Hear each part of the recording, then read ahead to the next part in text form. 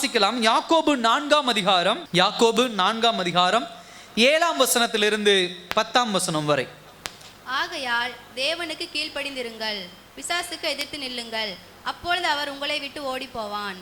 தேவனிடத்தில் சேருங்கள், அப்பொழுது அவர் உங்களிடத்தில் சேருவார். பாவிகளே, உங்கள் கைகளை சுத்திகரியுங்கள், இருமனம் உள்ளவர்களே, உங்கள் இருதயங்களை பரிசுத்தமாக்குங்கள். நீங்கள் துயரப்பட்டு துக்கித்து அழுங்கள், உங்கள் நகைப்பு துக்கிப்பாகவும் உங்கள் சந்தோஷம் சஞ்சலமாகவும் மாற கடவது. கர்த்தருக்கு முன்பாக தாழ்மைப்படுங்கள், அப்பொழுது அவர் உங்களை உயர்த்துவார். கண்களை மூடி தேவன் நோக்கி பார்க்கலாம். அன்பின் பரலோக பிதாவே, இந்த நல்ல நாள் நம்முடைய வார்த்தை எங்களோடு பேசட்டும், நம்முடைய வசனம் எங்களோடு இடைபெறட்டும். ஆவியானவர் நீங்க எங்களோடு பேசுங்க, வழி நடத்துங்க. இயேசுவின் நாமத்தில் ஜெபிக்கிறோம் நல்ல பிதாவே, ஆமென். ஹல்லேலூயா. ஒரு ஊரில் ஒரு ட்ரெயின் போயிட்டுருக்கு. என்ன போயிட்டுருக்கு? ட்ரெயின் பார்த்துருக்கோம்ல எல்லாரும்? ஓகே, பார்க்கலையா? சரி. சில பேர் நம்ம போனது உண்டு, சில பேர் நானே ரொம்ப வயசுக்கு அப்புறம் தான் என்ன பண்ணேன், ட்ரெயினில் போயிருந்தேன். சரி, ட்ரெயின் போயிட்டுருக்கு. ட்ரெயினில் திடீர்னு பார்த்தா ரெண்டு லேடிஸுக்கு இடையே பயங்கரமான சண்டை. தாட் பூட்டுன்னு ஒரே அடிதடியாக போயிடுச்சு. உடனே அந்த ட்ரெயினில் இருக்கக்கூடிய ஒரு பேர் அழகாக சொல்லுவாங்களே, என்னது, டிடிஆர் என்ன பண்ணுறாரு, வரார்.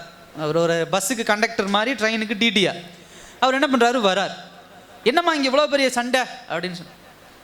அதுக்கு அந்த டிடிஆர்கிட்ட சொல்கிறாங்க, ஒரு அம்மா சொல்கிறாங்க, இங்கே பாருங்கள், எனக்கு ஒரு வியாதி இருக்குது, இந்த ஜன்னலை திறந்து வச்சோம் அப்படின்னு சொன்னால் அந்த ஹீட் எனக்கு அடிச்சுதுன்னா, இந்த சூடு எனக்கு பட்டுச்சுன்னா என் முகமெல்லாம் வீணாக போயிடும். அதனால் அது ஒரு வியாதி எனக்கு இருக்குது, அதனால் தயவு செய்து என்ன பண்ணும், இந்த ஜன்னலை நீங்கள் க்ளோஸ் பண்ணணும் அப்படின்னு அந்த அம்மா சொல்லுது. பக்கத்தில் உட்காந்துருக்கு இன்னொரு அம்மா சொல்லுது, எனக்கு இன்னொரு வியாதி இருக்குது, எனக்கு காற்று சரியாக வரல, ஆக்சிஜன் சரியாக எனக்கு கிடைக்கல, அடைச்சி வச்ச மாதிரி இருந்தால் என்னால் ப்ரீத் பண்ண முடியாது, என்னால் சுவாசிக்க முடியாது, அதனால நான் என்ன பண்ணிடுவேன், எனக்கு ஒரு மாதிரி ஆகிடும், அதனால் ஜன்னலை திறந்தான் வைக்கணும் அப்படிங்க. சண்டை பயங்கரமாக போயிட்டு இருக்குது. எல்லாரும் நிற்கிறவங்கெல்லாம் வேடிக்கை பார்த்துட்டு, இந்த டிடிஆருக்கு என்ன சொல்கிறதுன்னு தெரியல. பாதி திறந்து வை, பாதி க்ளோஸ் பண்ணுமா அப்படின்னு சொல்ல முடியாது. ரெண்டு பேரும் பயங்கர சண்டையில் நிற்கிறாங்க. இப்போ பக்கத்தில் ஒரு ஜென்டில்மேன் ஒருத்தர் இருக்கிறார். உடனே அவர் எந்திரிச்சு, ஏங்க இதுக்கு ஒரே ஒரு ஐடியா நான் சொல்லட்டா அப்படின்னு. ரொம்ப நேரம் இந்த சண்டை போயிட்டு இருக்குது, இதை சமாதானம் பண்ணி இந்த சீட்டில் போய் உட்காரும். அப்படிலாம் என்னால் போய் உட்கார முடியாது, இதை நான் காசு போட்டு வாங்கின சீட்டு, நான் இங்கே தான் உட்காருவேணும். ரெண்டு பேரும் அப்படியே அடிச்சுட்டு இருக்கிறாங்க. அப்போ பக்கத்துக்கு ஒரு ஜென்டில்மேன் எந்திரிச்சார், இப்படியே சண்டை போட்டுகிட்டே இருந்தீங்கன்னா அதுக்கு ஒரு பிரச்சனை முடிவு வராது, நான் ஒரு ஐடியா சொல்கிறேன், நீங்கள் கேளுங்க அப்படின்னு சொல்கிறேன். சொல்லுங்கள். அப்போ அவர் சொல்கிறாரு, இங்கே பாருங்கள், முதல்ல ஜன்னல் என்ன பண்ணுங்கள், திறந்து வைங்க. திறந்து வச்சிங்கன்னா எந்த அம்மா சொல்லிச்சு சூடுபட்டு எனக்கு தாங்காதுன்னா அந்த அம்மா முதல்ல சாகட்டும்.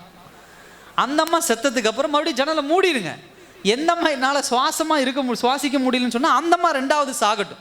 ஆக மொத்தம் அந்த ரெண்டு செத்தாதான் நாம் என்ன பண்ண முடியும், ட்ரெயினில் ஒழுங்காக போக முடியும் அப்படின்னு அந்த ஐயா என்ன பண்ணுறாரு, ஒரு ஐடியா கொடுக்குறாரு. இன்னைக்கு இந்த இன்சிடெண்ட் போல தான் இன்னைக்கு உலகம். யுத்தங்களும் சண்டைகளும் ஏற்படும் பொழுது இந்த மாதிரி பஞ்சாயத்துக்கு வரவன், நியாயம் தீர்க்க வரவன் கிடையாது, நம்ம அழிஞ்சு போகணுன்னு தான் பல பேர் என்ன பண்ணுறாங்க, வராங்க. ஆமாவா இல்லையா? ஒரு குடும்பத்தில் கணவன் மனைவிக்குள்ளே ஒரு சண்டை நடக்குதுன்னா மூணாவது ஒருத்தன் உள்ளே வந்து பஞ்சாயத்து பண்ணுறாங்கன்னா நல்லா கவனிங்க. அவன் உங்ககிட்ட இருந்து எதையாவது ஒன்று திருடிட்டு போக, இல்லை உங்கள் சண்டை இன்னும் பெருசாக்க, அவனுடைய தேவை ஏதாவது பூர்த்தி செய்ய, இல்லை அவனுக்கு உங்கள் சண்டையில் சந்தோஷப்படுறதுக்கு ஏதாவது ஒரு காரியம் இருக்கிறனால தான் வந்து என்ன பண்ணுவோம், அழகாக பஞ்சாயத்து பண்ணுவோம். இன்னைக்கு உலகம் அப்படிதான் சண்டைகளும் பிரச்சனைகளையும் என்ன பண்ணி கொண்டு இருக்கிறது, தீர்த்து வைத்து கொண்டு இருக்கிறது. இந்த யாக்கோபினுடைய புத்தகம் நமக்கு அழகாக 4ஆம் அதிகாரம் 1 வசனத்திலே சொல்லுது, உங்களுக்குள்ளே யுத்தங்களும் சண்டைகளும் எதினாலே வருகிறது அப்படிங்கிற ஒரு தலைப்போட கொடுத்து அதுக்கப்புறம் நிறைய வசனங்களை நம்ம தியானிச்சோம். உலகத்தின் பிள்ளைகளாக இருக்கிறோமா, தேவனுடைய பிள்ளைகளாக இருக்கிறோமா, பெருமை, தாழ்மை, கிருபை, இந்த மாதிரி காரியங்கள்லாம் தொடர்ந்து நம்ம என்ன பண்றோம், தியானித்து கொண்டு வருகிறோம். நீங்க ஒரு காரியம் இந்த வேத வசனம் கற்றுக் கொடுக்கிற விஷயம் என்ன அப்படின்னு சொன்னா, ஒரு முரண்பாடு இல்லை ஒரு சண்டை அப்படின்னு சொன்னா உலகம் பல வழிகளை வைத்திருக்கும். அதை தீர்க்க முயற்சி பண்ணாது, ஒன்று ஒரு பிரிச்சு விட முயற்சி பண்ணோம், இல்லை அந்த சண்டை இன்னும் பெருசாக்க முயற்சி பண்ணோம், இல்லை அந்த சண்டையின் மூலமாக குளிர்காய முயற்சி பண்ணோம். ஆனா கர்த்தர் வைத்திருக்கிற தீர்வு அப்படிங்கிறது நல்லா கவனிங்க. சண்டையை எப்படி தீர்ப்பாருன்னா, என்ன பிரச்சனை அப்படின்னு கர்த்தர் பார்க்கறத விட யாருக்கிட்ட பிரச்சனைன்னு பார்க்கிறவர். ஹல்லேலூயா. யாருக்கிட்ட பிரச்சனைன்னு பார்த்தா யாரையுமே குற்றம் என்ன பண்ண முடியாது, நியாயம் தீர்க்க முடியாது. எனக்கும் என் மனைவிக்கும் சண்டை அப்படின்னு சொன்னால் நீ தான் தப்பு, நான் தான் தப்பு, இது எங்களுக்குள்ள நடக்கிற ஒரு காரியம். ஆனா கர்த்தர் இடைபடுகிறாருன்னா நீயும் தப்பு, நீயும் தப்பு, ரெண்டு பேரும் தப்பு பண்ணியிருக்கிறீங்க, விலகி போயிடுங்க. அப்ப எங்களுக்குண்டான தவறுகளை எங்களுக்கு புரிய வைத்து சமாதானமாய் வாழ செய்கிறவர் தான் கர்த்தர். அல்லேலூயா. அதனால தான் பிரச்சனைகளை எப்பயும் என்ன பண்ணணும், தேவன் பக்கம் கொடுக்கணும். கர்த்தர் எப்பொழுதும் பிரச்சனைகளை வெளியரங்கமாக பார்க்கிறவர் அல்ல. அல்லேலூயா. உலகம் பார்க்கிறது எப்பொழுதுமே சண்டைகளையும் யுத்தங்களையும் பிரச்சனைகளையும் வெளியரங்கமா பார்ப்பாங்க, வெளிப்படையா பார்ப்பாங்க. ஆனா கர்த்தர் எப்பொழுதும் எதை பார்க்கிறாரு, உள்ளான இருதயத்துல பார்க்கிறாரு. நான் என்ன நினைப்போடு சண்டைக்கு வரேன், என்னுடைய மனைவி என்ன நினைப்போடு சண்டைக்கு வராங்க, இல்லை நான் என்ன நினைப்போடு சண்டைக்கு வரேன், என்னுடைய நண்பன் என்ன நினைப்போடு சண்டைக்கு வரேன். ஏன்னா சண்டைங்கிறது இல்லாத இடமே கிடையாது. கணவன் மனைவி, இந்த வீட்டுக்காரங்க, பக்கத்து வீட்டுக்காரங்க, முதலாளி தொழிலாளி, எல்லா இடத்துலையும் சண்டைகள் உண்டு, முரண்பாடுகள், தாய் தகப்பன் பிள்ளைகள், எல்லா இடத்துலையும் முரண்பாடு உண்டு.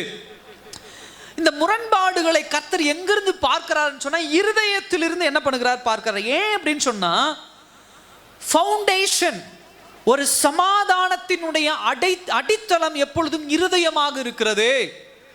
ஒரு மனிதனுடைய இருதயம் என்ன பிரச்சனைங்கிறது உணர ஆரம்பிச்சதுன்னா யுத்தங்களும் சண்டைகளும் ஒருபோதும் என்ன பண்ணாது, வராது. ஹல்லேலூயா. இப்போ கடந்த வாரம் நம்ம என்ன பண்ணோம், 6ஆம் வசனத்தை ரொம்ப ஆழமாக நாம் தியானித்தோம். கிருபைனா என்ன, எப்படி, யார் பெருமை உள்ளவர்கள், இதெல்லாம் நம்ம தியானித்தோம். இந்த வாரம் அதே டாப்பிக்கில் நம்ம தொடர போகிறோம். என்ன தொடர போகிறோம் அப்படின்னு சொன்னால் 7ஆம் வசனம், 8ஆம் வசனம், 10வது வசனம், இந்த 3 வசனத்தில் ஒரு வார்த்தையை யாக்கோபு திரும்ப திரும்ப கொடுக்குறார். ஒரு யுத்தத்தையும் ஒரு சண்டையும் தீக்கணும் அப்படின்னு சொன்னால் ஒரு 3 பாயிண்ட் நம்ம இடத்துல கொண்டு வர்றாரு. முதலாவது 7ஆம் வசனத்தில் என்ன சொல்கிறாருன்னா, தேவனுக்கு கீழ்ப்படிந்திருங்கள். அல்லேலூயா. ஃபர்ஸ்ட் டைட்டில் அது. 2வது டைட்டில் 8வது வசனத்தில் பாருங்க, தேவனிடத்தில் சேருங்கள். 2வது டைட்டில். 3வது டைட்டில் 10வது வசனம் பாருங்க, கர்த்தருக்கு முன்பாக தாழ்மைப்படுங்கள். கீழ்ப்படியுங்கள், சேருங்கள், தாழ்மைப்படுங்கள். இந்த 3 பாயிண்ட். அதுக்கப்புறம் அந்த வசனத்தில் இன்னும் பிசாசை பற்றிலாம் இருக்கு, அவனை நம்ம தனியாக வச்சுப்போம். அடுத்த வாரம் இது என்ன பண்ணுவோம், அவனை வச்சு நம்ம பேசுவோம். இப்போ நமக்கு முக்கியமானது இந்த 3 வார்த்தைகள் ரொம்ப முக்கியம். ஒரு குடும்பத்தில் ஒரு சண்டை வருது அப்படின்னு சொன்னால் இந்த 3 விஷயங்கள் குறைபடும் பொழுதுதான் ஒரு குடும்பத்தில் சண்டை வரும், ஒரு இடத்துல என்ன பண்ணும், சண்டை. இப்போ முதலாவது பாயிண்ட் 7ஆம் வசனத்தில் என்ன சொல்றாரு, தேவனுக்கு கீழ்ப்படிந்திருங்கள். கீழ்ப்படிதல். யாருக்கு கீழ்ப்படியணும், தேவனுக்கு. சகோதர சகோதரியே, இந்த இடத்துல ஒரு வார்த்தையை நீங்க மையமா வச்சுக்கணும். என்ன அப்படின்னு சொன்னா அன்கண்டிஷனல் அப்படிம்பாங்க. அன்கண்டிஷனல் அப்படின்னு சொன்னா அதுக்கு எந்த ஒரு கேள்வியும் கேட்காம இது சரியா, இது தப்பா, இது இப்படி செய்யலாமா, அது அப்படி செய்யலாமா, இந்த காரியத்தை நீங்க உலக மனுஷன்ட்ட கேட்கலாம், உங்க டீச்சர்கிட்ட கேட்கலாம், உங்க கணவன் மனைவிக்குள்ள கேட்கலாம். ஆனா எப்பொழுதும் தேவனிடத்துல தேவன் சொல்ற வார்த்தைக்கு தயவு செய்து மறுபதில் பேசாதீங்க. அல்லேலூயா. அதுதான் உண்மையான முதல் கீழ்ப்படிதல். கர்த்தருடைய வார்த்தை நம்மை தேடி வரும் பொழுது ஃபர்ஸ்ட் விஷயம் என்ன அப்படின்னா அன்கண்டிஷனலா என்ன பண்ணணும், கர்த்தருக்கு என்ன பண்ணணும், கீழ்ப்படியணும். கேள்வி கேட்க கூடாது தேவ சமூகத்துல. இந்த முதல் பாயிண்ட் அதுதான் இந்த இடத்துல என்ன பண்றாரு, அவர் கொண்டு வராரு. யாக்கோபு என்ன பண்றாரு, கொண்டு வராரு. இது உலகத்துல பார்க்கும் பொழுது ஒரு பாப்புலரான கான்செப்ட் என்னன்னா, எதையும் கேள்வி கேளு. நீ கேள்வி கேட்டீங்கன்னாதான் நீ என்ன பண்ண முடியும், இந்த உலகத்துல சாதிக்க முடியும், உன்னை யாரும் ஏமாற்ற முடியாது அப்படின்னு உலகம் நமக்கு கற்றுக் கொடுக்கும். ஆனா வேதாகமம் கற்றுக் கொடுக்கிற வார்த்தை நல்லா கவனிங்க. வேதாகமம் கர்த்தரிடத்துல எப்படி இருக்கணுமா, கேள்வி கேட்க கூடாது. 100 வயதுல உனக்கு குழந்தை பிறக்கும் அப்படின்னு சொன்னா, எப்படி ஆண்டவரே 100 வயசுல குழந்தை பிறக்கும், கேள்வி கேட்க கூடாது. உன்னை குழிக்குள்ள தூக்கி போட்டிருக்கிறாங்க, உன்னை ஒரு இடத்துல அடிமைத்தனத்துல வேலையில வச்சிருக்கிறாங்க, உன்னை ராஜாவா மாற்ற போறேன், எப்படி ஆண்டவரே ஆகும், கேள்வி கேட்க கூடாது. உன் மகள் மரித்து போய் கிடக்கிறா, நான் வரேன் அப்படிங்கிற, செத்து போனவ எப்படி ஆண்டவரை எந்திரிப்பா, கேள்வி கேட்க கூடாது. மரித்து 4 நாள் ஆயிருச்சு, நாரி போயிருமே, கேள்வி கேட்க கூடாது.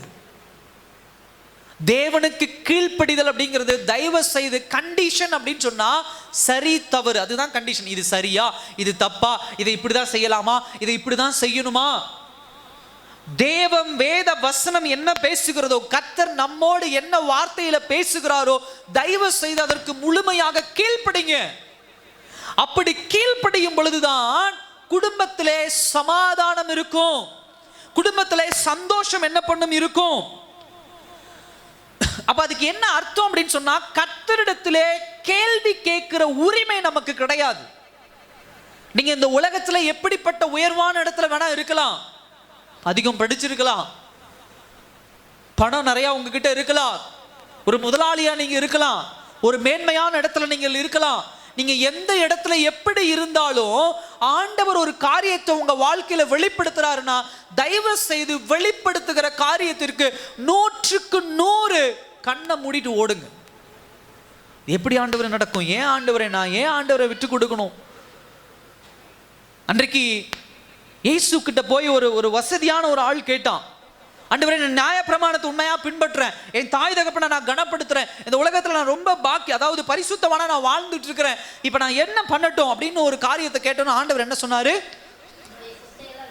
உன்னுடைய சொத்தையெல்லாம் விட்டுட்டு நீ என்ன பண்ணு, தரித்திரம் கொடுத்துட்டு என்னை பின்பற்றி வா அப்படின்னு சொல்லி சொல்றார். உடனே அவன் என்ன பண்றான்? அவனுக்கு மனசு இல்லை. அவனுடைய கேள்வி பாருங்க, அவன் எப்படி ஆண்டவர்கிட்ட கேட்கிறான், நான் எல்லாமே பின்பற்றேன்ல, என்கிட்ட ஒரு குறையும் இல்லை. அப்ப ஆண்டவர் ஒரு குறையை ஐடென்டிஃபை பண்ணி சொன்ன உடனே அதை அவனால பின்பற்ற முடியல. இதுதான் அவனுடைய குறை. அப்ப நீ எல்லாமே பின்பற்றுற, ஆனா எப்படி பின்பற்றுற? அதை ஆராய்ந்து சரியா தப்பான்னு யோசிச்சு உனக்கு என்ன பெனிஃபிட்டா இருக்குமோ அதை பின்பற்றுற. உனக்கு எது இடைஞ்சலா இருக்குமோ, உனக்கு எது தடையா இருக்குமோ அதுக்கு கர்த்தருக்கு கீழ்ப்படுகிறது கிடையாது. கீழ்ப்படிதல் சொன்னா நம்ம எல்லாரும் சொல்லணும், நான் என்ன பாஸ்டர் ஆண்டவருக்கு கீழ்ப்படியாம போயிட்டேன், நான் கெட்ட வார்த்தை பேசுறேன்னா, நான் திருடுறேன்னா, நான் ஏமாத்துறேன்னா, நான் ஏதாவது தவறு பண்றேன்னா, ஏதாவது நான் செய்யறேன்னா, நான் கர்த்தருக்கு நல்லா கீழ்ப்படுகிறேனே, அப்புறம் ஏன் ஆண்டவர் திரும்ப திரும்ப தேவனுக்கு கீழ்ப்படிந்தவர்கள் என் கூட பேசுறாங்க? நல்லா கவனிங்க. உங்களுக்கு எது ஆசீர்வாதமா இருக்கும், உங்களுக்கு எது பெனிஃபிட்டா இருக்குமோ அதை மாத்திரம் தான் பின்பற்றுறீங்க.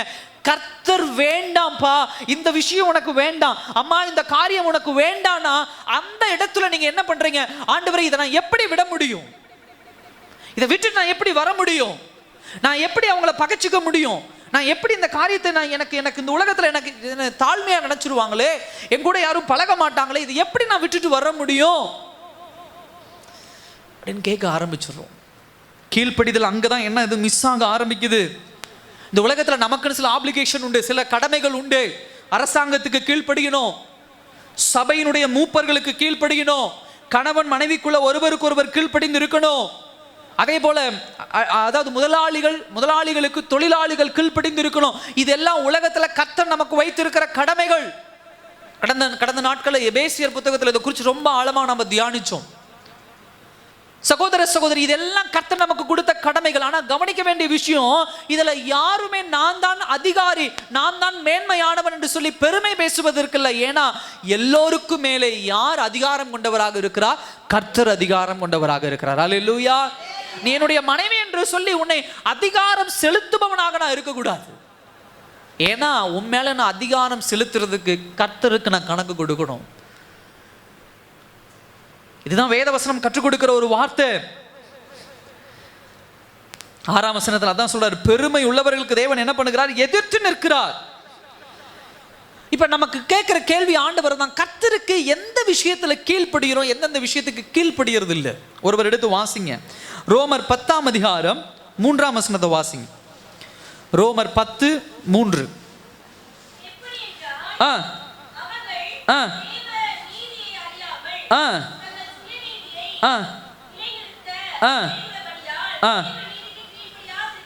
சுய நீதியை நிலைநிறுத்த தேடுகிறபடியால் தேவன் நீதிக்கு கீழ்ப்படியாமல் இருக்கிறார்கள்.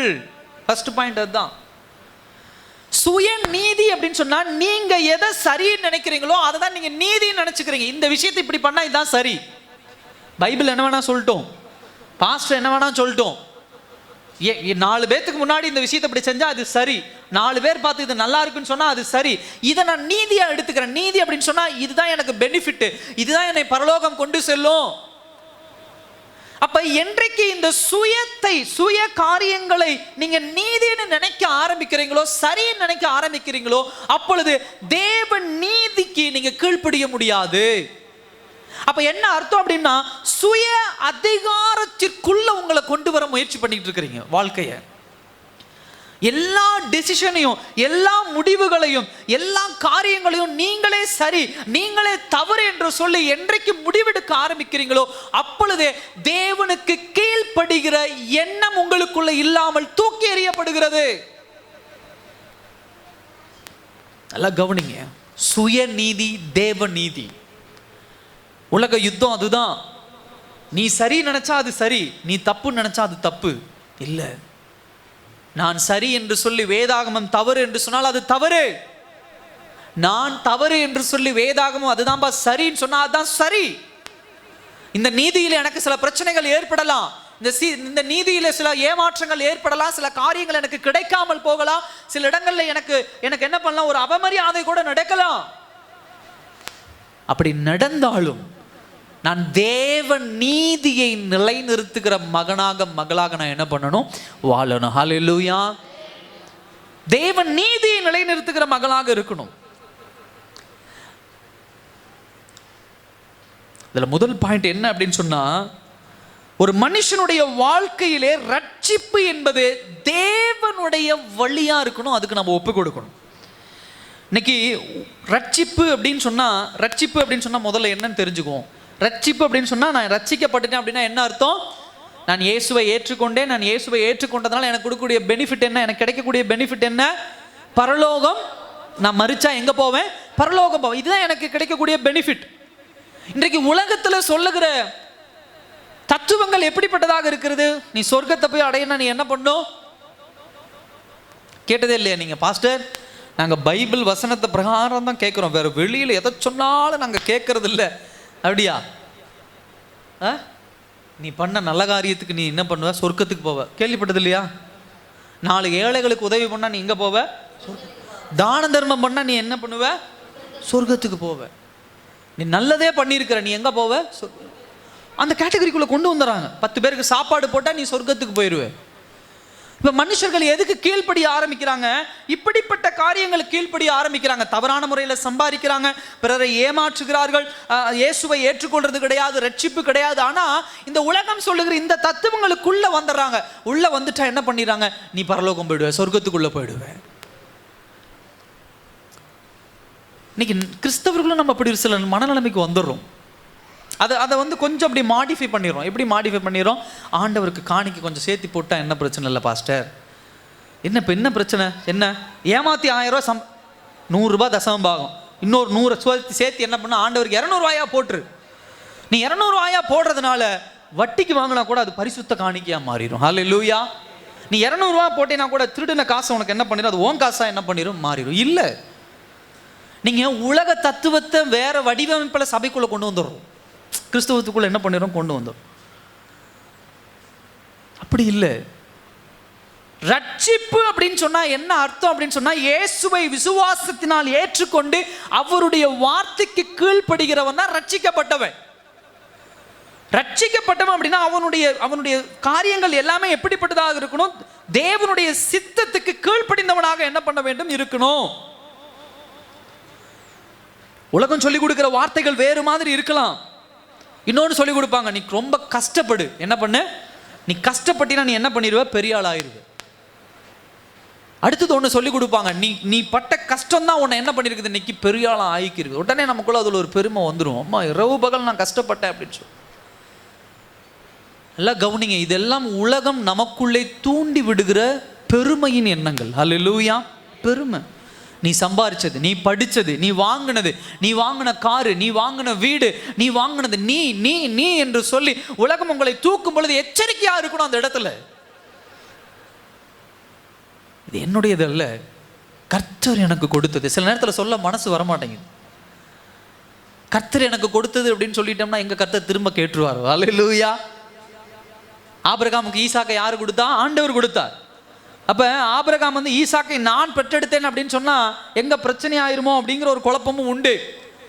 ஆண்டவர் திடீர்னு ஈசாக்கு கொண்டு வந்து எனக்கு பலி, ஆண்டவர் சில நேரத்தில் கொடுக்கறத கொண்டு வந்து கொடுத்துரும்ப, நமக்கு அது மனசு வராது. அதனால இப்படி ஒரு டயலாக் என்ன பண்ணி விட்டுருல, நான் சம்பாதிச்சது அப்படின்னு சொல்ல ஆரம்பிச்சிருவோம். சகோதர சகோதரியே, ரட்சிப்பு என்பது நல்லா கவனிங்க. ஞானஸ்தானம் எடுத்துட்டேன், திருவிருந்து எடுத்துட்டேன், பேரை மாற்றி வச்சுட்டேன், காணிக்க கொடுக்குறேன், இதனால நான் பரலோகம் போயிடுவேனா அப்படின்னு சொன்னால் இல்லை. அப்போ பாஸ்டர் அதெல்லாம் தேவையில்லை, இல்லை அப்புறம் எதுக்கு அதெல்லாம் இல்லை. நல்லா கவனிங்க, புரிஞ்சு கொள்ள வேண்டிய விஷயம் ஒன்று இருக்குது. என்ன அப்படின்னு சொன்னால், இதெல்லாம் நீங்கள் பெற்ற ரட்சிப்பினுடைய வெளிப்பாடு. அது பொய்யான வெளிப்பாடாக கூட என்ன பண்ணலாம், இருக்கலாம். அப்போ ரட்சிப்பு அப்படின்னு சொன்னால் ஒரு மனிதனுடைய வாழ்க்கையிலே தேவனுடைய சித்தத்திற்கு தன்னை முழுமையாக ஒப்பு கொடுக்கிறவன் தான் உண்மையான ரட்சிப்பை பெற்றவன். ஹல்லேலூயா. என் வாழ்க்கையில தேவனுடைய சித்தத்துக்கு, தேவனை கனப்படுத்துவது, தேவனை மகிமைப்படுத்துவது, என்றைக்கும் ரட்சிப்புல நம்மளை நாமளே என்ன பண்ணக்கூடாது, போஸ்ட் பண்ணக்கூடாது, பெருமைப்படுத்தக்கூடாது. சில பேர் வந்து கேட்பாங்க, அடடா பரவாயில்ல உங்களுக்கு இந்த காரியம் இப்படி நடந்திருக்கு. எங்கே நடந்தது பாஸ்டர்? 40 நாள் ஃபாஸ்டிங் நானில் இருந்தேன், 21 நாள் ஃபாஸ்டிங் நானில் இருந்தேன், நான் இதெல்லாம் நான் செஞ்சேன், இதை செஞ்சதுனால தான் இது நடந்தது. இதெல்லாம் நம்ம வாழ்க்கையில் வாயில் யதார்த்தமாக அந்த வார்த்தைகள் வந்துடும். தேவ சமூகத்தில் எந்த விஷயத்தை சொன்னாலும் நீங்கள் என்ன சொல்லணும் அப்படின்னு சொன்னால், இல்லை இல்லை கர்த்தர் கொடுத்தது. ஹல்லேலூயா. நான் பணம் கொடுத்ததுனால இல்லை, நான் ஜெபிச்சதுனால கிடையாது, நான் உண்மையாக இருந்தேன் அதனால கிடைச்சது, அப்படியெல்லாம் கிடையாது. இது எல்லாம் கர்த்தர் உங்களுக்குள்ள இருந்து செயல்படுகிறதுக்கு உண்டான அடையாளங்கள். இந்த அடையாளங்கள் பொய்யாகவும் இருக்கலாம். சில நேரத்தில் மழை வர்றதுக்கு முன்னாடி பயங்கரமாக இடி இடிக்கும், மின்னல் விடும். நம்ம என்ன நினச்சிருவோம், பாப்பா இன்னைக்கு பயங்கரமான மழை வரும் அப்படின்னு நினச்சி அந்த மேகத்தையெல்லாம் பார்த்து, இடியெல்லாம் பார்த்து, இன்னைக்கு பயங்கரமான மழை. 5 நிமிஷத்தில் பார்த்தா எல்லாம் ஒரு பக்கம் பிரிஞ்சு போயிட்டு வெளியே என்ன பண்ணோம், நடுவானத்தில் சூரியன் பயங்கரமாக என்ன பண்ணோம், அடிச்சிட்டு இருக்கும். இது இந்த மாதிரியான அடையாளங்களை வைத்து நீங்கள் என்ன பண்ண முடியாது, நான் ரட்சிக்கப்பட்டேன்னு சொல்ல முடியாது.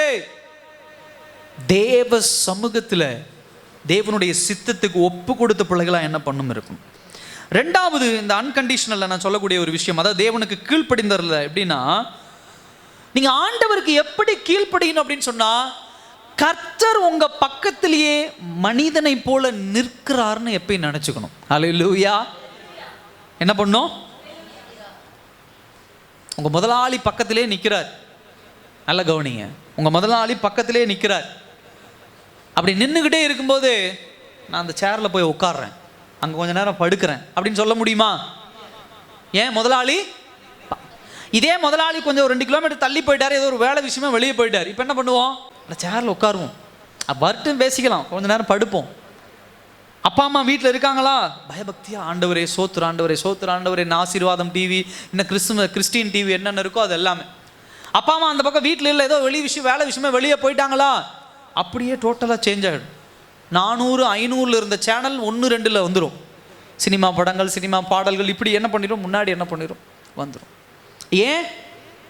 ஏன்னா நம்மளுடைய இருதயத்தில் ஒரு சிந்தனை வச்சுக்கிட்டோம். என்ன அப்படின்னு சொன்னால், பக்கத்தில் மனுஷன் நின்னா அவனுக்கு கேட்கணும், அவன் இல்லை அப்படின்னு சொன்னால் நம்ம என்ன வேணால் என்ன பண்ணிக்கலாம், செய்துக்கலாம். சகோதர சகோதரியே, தேவனுக்கு கீழ்ப்படிதல் என்பது கர்த்தர் என் பக்கத்தில் இல்லை அதனால நான் என்ன வேணா செய்யலாம் அப்படிங்கிற மனப்பாங்கு அல்ல. என் கூட கர்த்தர் நின்று கொண்டு இருக்கிறார். என் தாய் என் பக்கத்தில் எப்படி நிற்கிறாங்களோ, என் டீச்சர் என் பக்கத்தில் எப்படி நிற்கிறாங்களோ, என் முதலாளி என் பக்கத்தில் எப்படி நிற்கிறாரோ, என் கணவர் என் பக்கத்தில் நிற்கிறாரோ, என் மனைவி என் பக்கத்தில் எப்படி நிற்கிறாங்களோ, அதே போல கர்த்தர் எப்பொழுதும் என் பக்கத்தில் என்ன பண்ணி கொண்டு இருக்கிறார், நின்று கொண்டு இருக்கிறார். அல்லேலூயா. நான் அவருக்கு கீழ்ப்படியணும். எப்பொழுதும் கர்த்தரை தயவு செய்து நீங்க என்ன பண்ணிடாதீங்க, அவர் காத்துல இருக்கிறார், அவர் நெருப்புல இருக்கிறார், அவர் தூணுக்குள்ள இருக்கிறார், அவர் துரும்புக்குள்ள இருக்கிறார், அவர் கூரைக்கு மேல இருக்கிறார், அப்படிலாம் தயவு செய்து நம்ம இப்படிப்பட்ட மன நிலைமையை ஆண்டவருடைய பிள்ளைகளை நம்ம என்ன பண்ணிடுறோம், வளர்த்தி கொள்றோம். நீங்க தேவ பிள்ளைகள் என்னன்னு, எப்பயும் ஆண்டவர் என் பக்கத்துல மனுஷனை போலவே நின்று கொண்டு இருக்கிறார். அல்லேலூயா. இப்படி ஒரு காரியத்தை நீங்க வளர்த்திட்டீங்கன்னா என்ன பண்ணாது, உங்களுக்குள்ள பாவம் அவ்வளவு சீக்கிரம் என்ன பண்ண முடியாது, போக முடியாது. யோசேப்பினுடைய வாழ்க்கையின் வெற்றியின் ரகசியம் அதுதான். அந்த அம்மா சொல்லுது, எப்பா யாருமே இல்லை இந்த ரூம்ல, போத்திபாராகி என்னுடைய கணவர் ரொம்ப தூரத்தில் இருக்கிறாரு, நான் மட்டும்தான் இருக்கிறேன், நீ மட்டும்தான் இருக்கிற, பாவம் பண்ண கூப்பிடும் பொழுது சொல்லுது, என் தேவனுக்கு விரோதமாக நான் எப்படி பாவம் செய்வேன். ஏன் அப்படி சொன்னாருன்னா, யோசேப்பினுடைய மனநிலை, நீ நினச்சிக்கிறமா உன் கூட இருக்கக்கூடிய உன் கணவர் இல்லை, உன் சொந்தக்காரங்க இல்லை, உன்னுடைய உறவினர்கள் இல்லை, யாரும் பார்க்கலன்னு. ஆனால் எனக்கு மாத்திரம் தெரிஞ்ச விஷயம், ஏசப்பா என் பக்கத்திலே நிற்கிறார், என் தேவன் என் பக்கத்திலே நிற்கிறார். அல்லேலூயா. நான் எந்த ஊரு போனாலும் சரி, எந்த தேசம் போனாலும் சரி, நான் கணவன்கிற ஸ்தானம் இருக்கு அப்படின்னு சொன்னா கர்த்தர் என் பக்கத்தில் நிற்கிறார். நான் மனைவிங்கிற ஒரு ஸ்தானத்தில் இருக்கிறேன்னா என் கர்த்தர் என் பக்கத்தில் நிற்கிறாரு.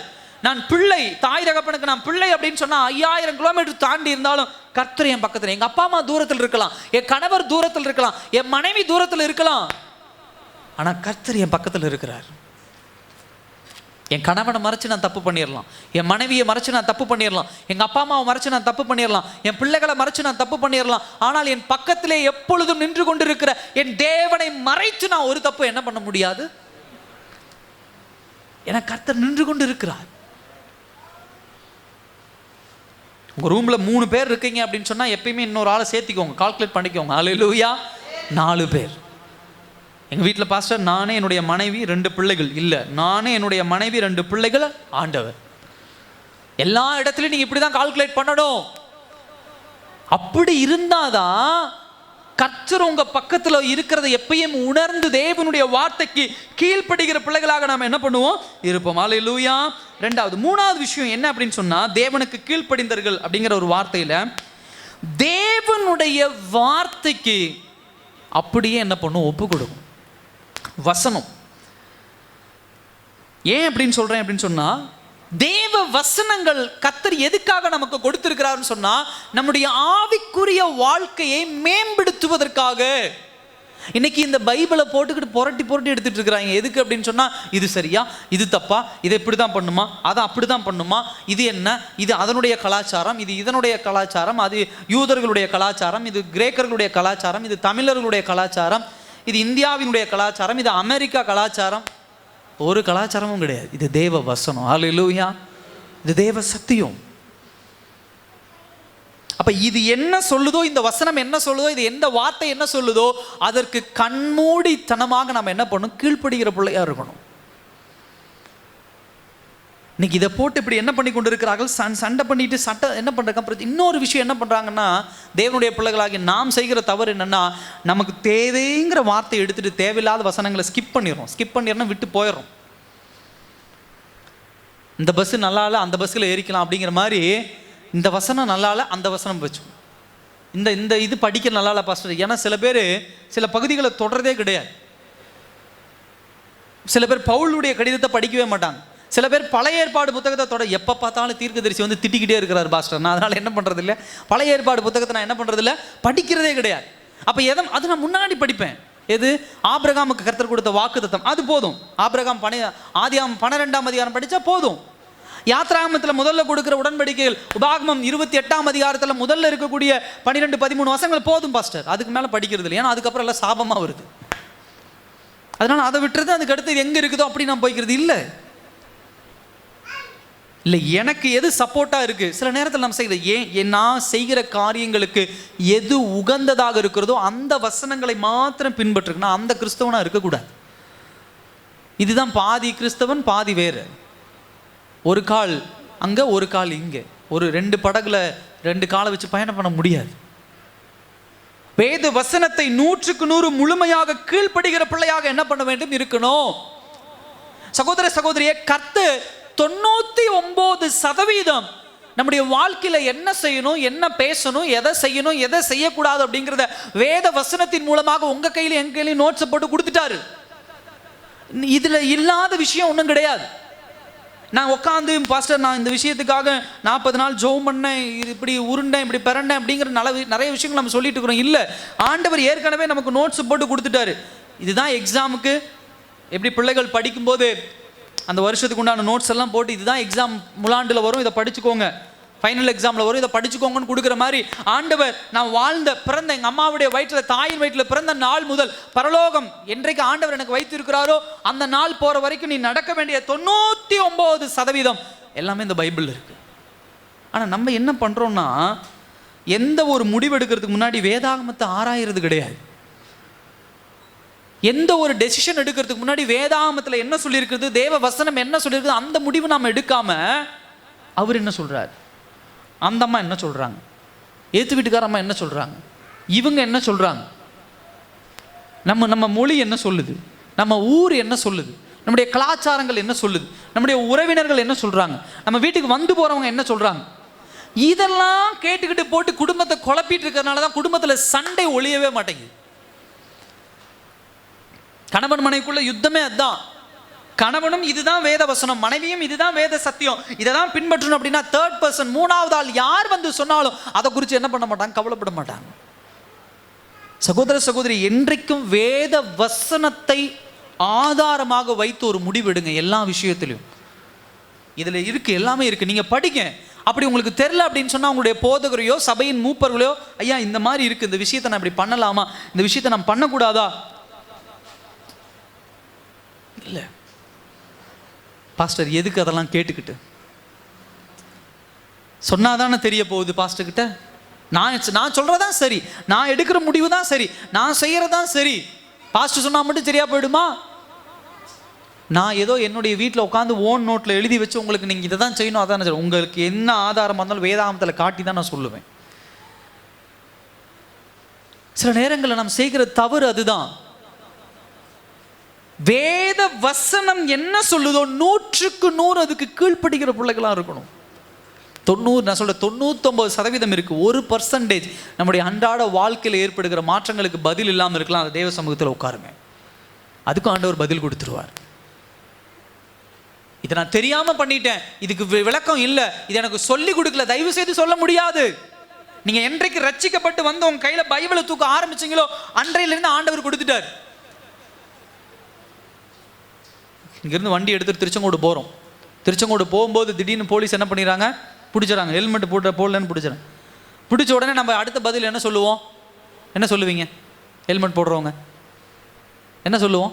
என்ன சார் போன வாரம் பிடிக்கல, இந்த வாரம் பிடிச்சிட்டீங்க, டேட் போட்டிருக்கா, செப்டம்பர் முதல் வாரம் பிடிக்க மாட்டோம், செப்டம்பர் கடைசி வாரம் தான் பிடிப்போம்னு அரசாங்கம் போட்டிருக்கா? இல்லை, ஹெல்மெட் போடுவது அவசியம். அப்போ எந்த நேரத்தில் நின்று எங்கே வேணாலும் நின்று அவங்களுக்கு பிடிக்கிறதுக்கு முழு அதிகாரம் போலீஸ் அதிகாரிகளுக்கு உண்டு. நம்ம ஒன்றும் ஃபைன் கட்டணும் இல்லை, அதுக்கு உண்டான பிரச்சனை என்ன பண்ணணும், சந்திச்சே ஆகணும். அதே போல தான் வேத வசனம். ரட்சிக்கப்பட்டு வந்தோன்னா ஆண்டவர் கையில் கொடுத்ததுக்கப்புறம், ஆண்டவரே எனக்கு இவங்க சொல்லிக் கொடுக்கல, எங்கள் அம்மா சொல்லிக் கொடுக்கல, எங்கள் கணவர் சொல்லிக் கொடுக்கல, என் மனைவி சொல்லிக் கொடுக்கல, எங்கள் பாஸ்டர் என்னை வந்து தடுத்து நிறுத்தலை, சொல்ல முடியாது. உங்கள் பிரச்சனையை நீங்கள் தான் கொண்டு போய் ஆண்டவர் சமூகத்தில் வைக்கணும். உங்கள் காரியத்தை நீங்கள் தான் வேத வசனத்தில் தேடணும். எனக்கு இதில் சரியான விளக்கம் கிடைக்கல அப்படிங்கும்போது போதகரை நீங்கள் அணுகலாம். நான் எதுக்கு பாஸ்டர் போதகரை அணுகணும்? பாஸ்டர்கிட்ட நான் எதுக்கு சொல்லணும்? பாஸ்டர் சொன்னால் மட்டும் நாங்கள் என்ன பண்ணுவோம், கேட்டுருவோமா? எங்கிட்ட இருக்கிற பெரிய பிரச்சனையாக அதுதான். தேவையில்லாமல் போய் என்ன பண்ணுறது, நடு வீட்டில் உட்காந்து ஐயோ உங்களுக்கு இந்த பிரச்சனை வந்துடுமோ, இந்த காரியம் வந்துடுமோன்னு உட்காந்து ஆஜராகி என்ன பண்ணுறது சொல்கிறது. இப்போ நான் அதை கொஞ்சம் கொஞ்சமாக குறைச்சிட்டு வந்துட்டேன்.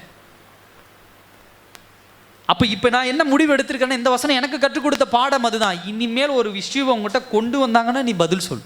ஹல்லேலூயா. ஏன் அப்படின்னு சொன்னால், அவங்க இஷ்யூவை தேவன் பக்கமாக கொண்டு வந்து தீர்க்க முயற்சி பண்ணுறாங்கன்னா போதகரை தேடி வருவாங்க. அவங்க வேற ஏதோ ஒரு காரியத்தை வச்சு முடிக்க வராங்கன்னா பாஸ்டர், ஏன்னா அவங்களுக்கு நல்லா தெரியும் பாஸ்டர் இதை வேண்டான்னு தான் சொல்லுவார். ஏன்னா பைபிள் அது வேண்டான்னு போட்டிருக்கு, பாஸ்டர் அதை வேண்டான்னு தான் சொல்லுவார். அப்போ நான் முடிவு பண்ண விஷயம் அதுதான். பாஸ்டர் பேச்சை கேட்கணும்னு நினைக்கிறவங்க அந்த விஷயத்தை பாஸ்டர்கிட்ட கொண்டு வருவாங்க. இல்லை யாரோ ஒருவர் 3வது ஆள் 4வது ஆள் அந்த வீட்டில் இந்த பிரச்சனைன்னு சொல்லி நான் அவங்கள கூப்பிட்டு இதை அப்படி பண்ணாதீங்க, இதை அப்படி பண்ணாதீங்க, இதை செய்யாதீங்கன்னா சரிங்கன்னு கூப்பிட்டு போய் அந்த 3வது ஆள் 4வது ஆள் என்ன சொல்கிறாங்களோ கரெக்டாக அதை ஃபாலோ பண்ணி செஞ்சுருவாங்க. இல்லை அவங்க பிள்ளைகள் என்ன சொல்கிறாங்களோ அதை கரெக்டாக ஃபாலோ பண்ணி அதை செஞ்சுருவாங்க. அப்போ நான் உட்காந்து 1 மணி நேரம் பேசுனது, நான் உட்காந்து வேத வசனத்தை காட்டினது, இதெல்லாம் என்ன பாஸ்டர் அப்படின்னா அதெல்லாம் குப்பை. ஜஸ்ட் ஒரு விளக்கமாறு எடுத்து அப்படி கூட்டி தள்ளி போடுற மாதிரி தள்ளி போடுறது. தேவனை வேண்டுகிறவர்கள், தேவனை தேடுகிறவர்கள், தேவனுக்கு கீழ்ப்படிய நினைக்கிறவங்க வேத வசனத்தை எல்லா டெசிஷனுக்கும் தேடுவாங்க, எடுக்கிற எல்லா முடிவுகளுக்கும். அடுத்த ஒரு காரியம், அதாவது கீழ்ப்படிந்திருங்கள் அப்படின்னு சொன்னால் எதுக்கு கீழ்ப்படியணும்னா, கர்த்தர் உங்கள் வாழ்க்கையில் செயல்படுகிற, ஆங்கிலத்தில் ஒரு அழகான டீலிங் அப்படின்னு சொல்லுவாங்க, கர்த்தர் உங்கள் வாழ்க்கையில் செய்து கொண்டிருக்கிற எல்லா காரியத்திலையும் நீங்கள் அவரோடு கூட நிற்கணும். ஹல்லேலூயா. கர்த்தர் யாருக்காக காரியங்களை செய்கிறாரு? எனக்காக செய்கிறார். எனக்காக ஒரு காரியத்தை செய்யும் பொழுது நான் என்ன பண்ணணும்? கர்த்தர் கூட நிற்கணும். நீங்கள் என் வாழ்க்கையில் செய்ய வேண்டிய காரியத்தை நீங்கள் செய்யுங்க, நான் வேற ஒன்று என்ன பண்ணுறேன், நான் செய்யறேன். ஹல்லேலூயா. உலகத்தில் நமக்கு அப்படி ஒரு மென்டாலிட்டி வந்து இது இல்லைன்னா இது, இது இல்லைன்னா இது, இது இல்லைன்னா இது. ஒரு டெசிஷன் எடுத்து வச்சிடறோம், ஒரு முடிவு எடுத்து வச்சிடறோம், ஒரு காரியத்தை இது இல்லைன்னா இது இப்படின்னு எடுத்து. கர்த்தருடைய சமூகத்தில் அப்படி இருக்காதீங்க. கர்த்தர் ஒரு காரியத்தை உங்க வாழ்க்கையில செய்து கொண்டு இருக்கிறார் அப்படின்னு சொன்னா தயவு செய்து கர்த்தரை புரிந்து கொண்டு கர்த்தருடைய சமூகத்தில் இல்லைங்க. நல்லா கவனிங்க, கர்த்தர் செய்கிற காரியத்தை புரிந்து கொள்ள வேண்டிய அவசியம் நமக்கு என்ன கிடையாது. அல்லேலூயா. வேணுமா உங்களுக்கு ஏதாவது வேணுமா? பாஸ்டர் எனக்கு திருமணம், எனக்கு வாலிப வயது வந்துருச்சு, சரி, அதனால என்னுடைய மனைவியோ இல்லை எனக்கு வரப்போகிற கணவனோ அது கர்த்தர் எங்கே வச்சிருக்கிறாரு, ஏது வச்சிருக்கிறாரு, எப்படி அவர் வளர்த்துற, இதெல்லாம் நான் பார்க்கணும் அப்படின்னு கேள்வி கேட்க முடியுமா? கேட்க முடியாது. கர்த்தர் ஒரு ஆசீர்வாதத்தை வச்சிருக்காருன்னா அது எப்படி நடந்துகிட்டு இருக்குது, அது எப்படி செஞ்சுக்கிட்டு இருக்கிறீங்க, அதை காட்டுங்க அப்படின்னு நம்ம கேட்க முடியுமா? முடியாது. கோலியாத் எப்படி வளர்ந்து நிற்கிறான் அப்படிங்கிறத தாவீதுக்கு ஆண்டவர் காமிச்சார். உட்காந்து தாவீது உட்கார், உனக்கு ஒரு என்ன பண்ணுறேன், ஒரு 4K குவாலிட்டியில் ஒரு வீடியோ காட்டுறேன், உட்கார வச்சு. கோலியாத் 5 வயதில், கோலியாத் 12 வயதில், கோலியாத் 15 வயதில் கத்தி சுத்தும் பொழுது அப்படிலாம் போட்டு காமிச்சாரா? கோலியாத் சண்டை பயிற்சி கற்றுக்கொண்டிருக்கும் பொழுது பார்த்துக்கு தாவீது, அவன் இப்படியெல்லாம் கற்றுக்கிட்டு இருக்கிறான், நீ அவங்கள்ட்ட சண்டைக்கு போகணும். தாவீதுடைய வாழ்க்கையிலே கர்த்தர் செய்து கொண்டிருக்கிற காரியங்கள் என்ன, கர்த்தர் எதை ப்ரிப்பேர் பண்ணி கொண்டிருக்கிறார், எதை தயாரித்து கொண்டிருக்கிறார், அது நமக்கு தேவையில்லை. என் வேலை என்னன்னா கர்த்தர் கூட நான் நிற்கணும். என் வாழ்க்கையில் கர்த்தர் செய்யறத எல்லாம் அவர் செஞ்சுக்கிட்டே இருப்பார். உன்னை போய் நில்லுன்னா நிற்கணும், நீ வானா வந்துடணும். ஹல்லேலூயா. இதுதான் உண்மையான கீழ்ப்படிதல். இன்னைக்கு ஆண்டவர்கிட்ட போய் உட்காந்து இது எப்படி நடக்கும் ஆண்டவரே, இந்த காரியத்தை நீங்கள் எப்படி செய்வீங்க, இந்த காரியத்தை நீங்கள் எப்படி நடத்துவீங்க, அதனால தான் நான் உங்களுக்கு சப்போர்ட் பண்ண சில காரியங்கள் இப்படி செய்யற ஆண்டவரே. நம்ம செய்யறது எல்லாம் நல்ல காரியத்தை என்ன பண்றது, கெடுத்து விட்ட மாதிரி. ஹல்லேலூயா.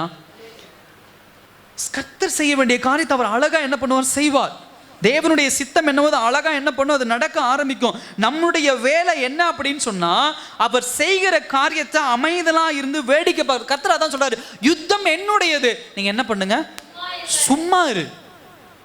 உங்க வாழ்க்கைக்கு உண்டான காரியத்தை எல்லாம் கர்த்தர் செஞ்சுக்கிட்டு இருக்கிறார், நீங்க கை கட்டி அவர் கூட நின்று பார்த்துட்டு இருக்கணும், அவ்வளவுதான். ஒருத்தன் திடீர்னு வரான், சண்டை போடுறான், போறான். ஒருத்தன் திடீர்னு வரான், மண்ணை தூத்திட்டு போறான், தீத்திட்டு போறான். ஒருத்தங்க ஏதாவது கெட்ட வார்த்தை பேசுறாங்க, பேசிட்டு போறாங்க, பேசிட்டு நீங்க என்ன பண்ணும், கையை கட்டி நின்று வேடிக்கை. இதெல்லாம் யார் டீல் பண்ணிட்டு இருக்கிறா? செயல் கர்த்தர் ஏதோ செயல்படுத்திட்டு இருக்கிறார். அல்லேலூயா. நீ நாசமா போயிடுவான்னு மண்ணை எடுத்து தூத்திட்டு போறாங்க அப்படின்னு சொன்னா திரும்ப அதே மண்ணை கேட்ச் பிடிச்சி நம்ம தூத்த தேவையில்லை. அது நமக்கு தேவையில்லாத ஒரு விஷயம். நம்ம என்ன பண்ணோம், கர்த்தர் ஏதோ செய்யறாரு. அவங்க நாசமா போயிருவீங்கன்னு தூத்திட்டு போறாங்க அப்படின்னு சொன்னா கர்த்தர் ஏதோ பெரிய காரியத்தை வச்சிருக்கிறார். அல்லேலூயா. இதுதான் ஒரு ஐடென்டிஃபிகேஷன், இதுதான் ஒரு அடையாளம் நமக்கு. கர்த்தர் செய்யறத கையை கட்டி நின்று உங்க வாழ்க்கையில், நான் சொல்றது உங்க வாழ்க்கையில், உங்க படிப்பு விஷயம், உங்க திருமண வாழ்க்கை, உங்க வாழ்க்கையில் நடக்கக்கூடிய எல்லா விஷயங்களிலும், நீங்க வீடு வாங்குறதாகட்டும், நிலம் வாங்குறதாகட்டும், உங்க பிள்ளைகளுடைய எதிர்காலமாகட்டும், உங்க பிள்ளைகள் வாழ்க்கையில் செய்யற விஷயமாகட்டும், எல்லா விஷயத்தையும் கர்த்தர் கையில் கொடுத்துட்டு கையை கட்டி நீங்க வேடிக்கை பாருங்க. கீழ்ப்படிந்திருங்கள் அப்படின்னு சொன்னா தயவு செய்து சில நேரத்தில் புரிஞ்சுக்கொள்ளணும், அமைதலா இருப்பது. அல்லேலூயா. நம்ம மனுஷனாகிய நம்மக்கிட்ட இல்லாத ஒரு பிரச்சனை, இந்த சைலண்ட், அந்த குழந்தைங்க துருன்னு என்ன பண்ணோம், இது எடுக்கிறதா அது எடுக்கிறதா, அதை தூக்கி போடுறது, இதை தூக்கி போடுறது, இது இந்த மாதிரி தேவ பிள்ளைகளாகிய நாம ஒரு விஷயத்தை ஆண்டவர்கிட்ட கொண்டு போய் வச்சிருவோம். ஆண்டவரே ஒரு வீடு கட்டணும், ஆண்டவரே எதுக்காவது உதவி செய்யுங்க ஆண்டவரே. ஆண்டவர் பாதத்தில் வச்சுட்டா அவர் செய்வார். நீங்க என்ன பண்ணிடுறீங்க, ஆண்டவர் பாதத்தில் வச்சுட்டு இது இவர்கிட்ட ஒரு 5 லட்சம் கடை வாங்க, இந்த பேங்க்ல ஒரு 30 லட்சம் போடு, நீ இதை வீட்டை கொடுத்துட்டு, வீடெல்லாம் கட்டி எல்லாம் ஒரு 70 லட்சம் கடனை வாங்கி எல்லாம் கட்டி உள்ளுக்குள்ளே போய் பாஸ்டரை கூப்பிட்டு ரிப்பன் வெட்டி பாட்டு பாடி உங்கள் துக்கம் சந்தோஷமாய் மாறணும், அந்நிய பாசையில் இறங்கி இந்த செவத்தில் அடித்து அந்த செவத்தில் அடித்து உளுந்து பிறன்றது. 2வது மாதம் 3ஆவது மாதம் வந்து பாஸ்டர் சொல்லுங்கம்மா, பாஸ்டர் லோன் கட்ட முடியல. ஆண்டவர் தானே வாக்குத்தத்தம் கொடுத்தாரு, ஆண்டவர் நம்பி தானே நான் அந்த வீட்டை கட்டினேன். ஆண்டவர் ஒரு காரியத்தை செய்யறார் அப்படின்னா ஆண்டவர்கிட்ட ஒப்பு கொடுத்துட்டோம்னா ஒருபோதும் நம்ம கைக்கு வந்து அந்த பொருள் திரும்பி போகாது. அல்லேலூயா. ஒரு வாகனத்தை ஆண்டவர் கொடுக்குறாருன்னா அது நம்மளை விட்டு போகாது. ஒரு வீட்டை கொடுக்குறாருன்னா நம்மளை விட்டு போகாது. ஒரு தொழில் ஆண்டவர் கொடுக்குறாருன்னா அது நம்மளை விட்டு போகாது. ஒரு மனைவியை ஆண்டவர் கொடுத்தாலும் அது நம்மளை விட்டு என்ன பண்ணாது, போகாது. கணவனை ஆண்டவர் கொடுத்தாலும் நம்மளை விட்டு அது போகாது. கர்த்தர் கொடுக்கிற விஷயம் சந்தோஷத்தையும் சமாதானத்தையும் தரும். அல்லேலூயா. நீங்களும் நானும் தேடி போகிற விஷயம் எப்பொழுதும் நமக்கு நிந்தனையை தான் கொடுக்கும். அப்படி வாங்கிட்டு வந்து உட்காந்து ஆண்டவரே ஆண்டவரே ஆண்டவரே ஆண்டவரே நெஞ்சு அடிச்சுட்டு இருந்தால் பிரயோஜனம் இல்லை. தேவனுக்கு கீழ்ப்படிந்திருங்கள்னா 3வது பாயிண்ட் என்ன, எத்தனாவது பாயிண்ட்டு, டி 4வது பாயிண்ட் என்ன அப்படின்னு சொன்னால் அமைதலாக இருக்கிறது. கையை காலை அடக்கிட்டு கம்முன்னு உட்காந்துருக்கும். அவர் பார்த்து கொள்ளுவார். அவருக்கு தெரியும். வேதவசனம் சொல்லுகிறது, கர்த்தருடைய பர்வதத்திலே, சத்தமா சொல்லுங்க, கர்த்தருடைய பர்வதத்திலே எல்லாம் என்ன பண்ணும்? அண்டர்லைன் த வேர்ட், எல்லாம், எவ்ரிதிங், ஆல், எல்லாம் பார்த்து கொள்ளப்படும். இன்னொரு வசனம் அழகா சொல்கிறது, ஆண்டவர் நம்முடைய தலைமுடியை கூட எண்ணி வச்சிருக்கிறார். அல்லேலூயா. இன்னைக்கு எத்தனை முடி விழுந்தது அவருடைய ரெக்கார்டில் இருக்காம். இன்னைக்கு எந்த முடி முளைச்சது ரெக்கார்டில் இருக்கு. எல்லாமே ஒரு ரெக்கார்டில் இருக்குது. தன்னை முடி விழுந்ததுன்னு அழகா சொல்லிடுறாரு. அவ்வளோ கணக்கு வைக்கிற கர்த்தர் உங்க எதிர்காலத்தை ஆண்டவர் பார்க்க மாட்டாரா? எதுக்கு அவசரம்? உங்களுக்கு வீடு ஆண்டவர் தரமாட்டாரா? எதுக்கு அவசரம்? கடனை வாங்கி பிரச்சனையை கூட்டி எதுக்கு தேவையில்லாத விஷயங்கள், அந்த விஷயங்கள். அப்ப சகோதர சகோதரியே, அமைதலா என்ன பண்ணும் இருக்கணும்? தேவன் என்ன கொடுக்கிறாரோ அதுக்கு என்ன பண்ணும்? அமைதலா என்ன பண்ணும் இருக்கணும். அவசரப்படக்கூடாது. பைபிள்ல இதுக்குண்டான பல வித்தியாசங்கள், பல காரியங்கள் நமக்கு என்ன பண்ணிருக்கு, சொல்லப்பட்டிருக்கு. உதாரணத்திற்கு, பிசாசானவன் யோபுடைய வாழ்க்கையை போய் என்ன பண்றான்? அட்டாக் பண்றான். நல்லா கவனிங்க. யோபுடைய வாழ்க்கையை போய் என்ன பண்றான்? அட்டாக் பண்றான். அவன் பிள்ளைகளை இது பண்ணிடுறான், அவனுடைய குடும்பத்தில் அவனுடைய சொத்தை எல்லாம் பிடுங்கிடுறான், எல்லாமே பண்ணிடுறான். யோபு எதுக்காவது முயற்சி பண்ண மாதிரி உங்களுக்கு தெரியுதா? அல்லேலூயா. எனக்கு நல்லா நீங்க அந்த வசனத்தை வாசிங்கன்னா, யோபு திரும்ப 3 ஆட்டுக்குட்டிகளை வாங்கினார், போட்டிருக்கா? 3 ஒட்டகங்களை வாங்கினார். யோபு தன்னுடைய முதல் மனைவி விட்டு 2வது ஒரு மனைவியை திருமணம் செய்து திரும்ப 8 பிள்ளைகளை பெற்றுக்கொண்டார், போட்டிருக்கா? அவர் என்ன பண்ணார்? அமைதலா இருந்தார். இந்த அம்மா கூட வந்து சொல்லுது, நீ செத்துறா, நீ ஏன்டா உயிரோடு இருக்க, நீ செத்துரு, நீ என்ன பண்ணிரு, தேவனுடைய நாமத்தை தூஷித்து என்ன பண்ணி செத்துரு அப்படின்னு. யோபு அமைதல், கம்முனுருமா, கர்த்தர் கொடுத்தார், கர்த்தர் எடுத்துட்டார், விட்டுரு, நீ அமைதி. நீ அவர் கொடுக்கும்போது கையை நீட்டி வாங்கிக்கிற. அவர் திரும்ப கேட்கும்போது தூக்கி என்ன பண்ணிடணும்? ஆபிரகாம் போல கொடுத்துடணும். இல்லை கொடுக்க மாட்டேன், நான் வச்சுக்குவேன் அப்படின்னு நம்ம என்ன பண்ணக்கூடாது? பிடுங்கக்கூடாது. யோபு அமைதலா இருந்தார். இன்னைக்கு நம்முடைய வாழ்க்கையில் சில விஷயங்கள் ஆண்டவர் நம்ம வாழ்க்கையில் கொண்டு வந்து கொடுப்பார். திரும்ப ஆண்டவர் கேட்பார், தயவு செய்து கொடுத்துருங்க. அல்லேலூயா. என்ன பாஸ்டர் கொடுக்க சொல்றீங்க? ஏதாவது பெருசாக வச்சிருக்கீங்களா பிளான் அப்படின்னா? இங்கே இல்லை. ஏதோ வீட்டை கேட்குறாரு போல, ஏதோ பேங்க் பேலன்ஸை தெரிஞ்சிருச்சு போல, பாஸ்டருக்கு 1 லட்சத்தை கேட்குறாரு போல, அப்படி இல்லை. ஏன்னா வேற மாதிரி புரிஞ்சுக்கூடாது. கேட்குறாரு அப்படின்னு சொன்னால் உங்கள் வாழ்க்கையில் என்ன கேட்குறாரு நல்லா கவனிங்க. சில விஷயங்கள் ஆண்டவர் அனுமதிச்சிருக்கலாம், சில விஷயங்கள் இப்போ வேண்டாம்ப்பா, அது விட்டுரு. அது தொழிலாக இருக்கலாம், அது படிப்பாக இருக்கலாம், உங்களுடைய வேறு எந்த காரியமாக வேணா இருக்கலாம். வேண்டான்னா தயவு செய்து அதை திருப்பி கொடுத்துருங்க ஆண்டவர்கிட்ட, விட்டுட்டு வந்துருங்க. அது சரிங்க ஆண்டவரை நீங்கள் வச்சுக்கோ. கர்த்தர் கொடுத்தார், கர்த்தர் எடுத்தார், கர்த்தருடைய நாமத்துக்கு ஸ்தோத்திரம். நல்லா பார்க்குறோம் அவருடைய ஆசீர்வாதம் பின்னாடி அவர் எப்படி அதை டீல் பண்ணுறாரு.